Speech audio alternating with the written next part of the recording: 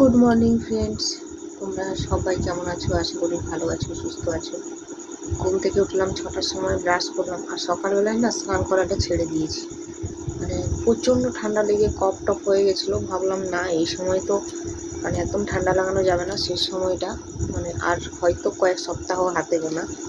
তো যখন তখন ডাক্তার ডেট দিয়ে দিতে পারে অ্যাডমিশনের জন্য।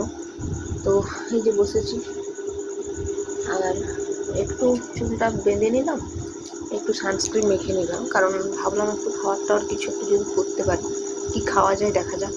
আর আর ডাক্তার দেখাতে যাব হচ্ছে আজকে সোমবার, মঙ্গল কাল পরশু দিন যাব।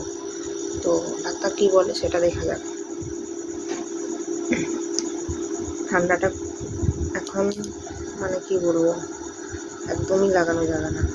একটু বেলা করেই স্নানটা করছি। আর ডাক্তার কি বলবে না বলবে সেগুলো তো তোমাদেরকে বলবোই, আর কি হবে না হবে সেটাও তোমরা জানতে পারবে।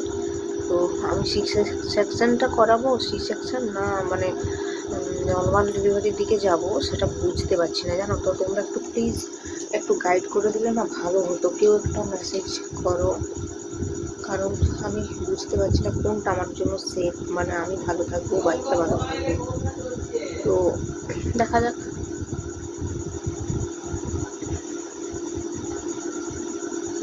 তো তোমরা গাইড করে দিলে ভালো হয়, প্লিজ তোমরা একটু অ্যাডভাইস করো মেসেজে, মানে একটু বলে দাও, তাহলে বুঝতে পারো। ঠিক আছে, রাখছি আজকের মতো।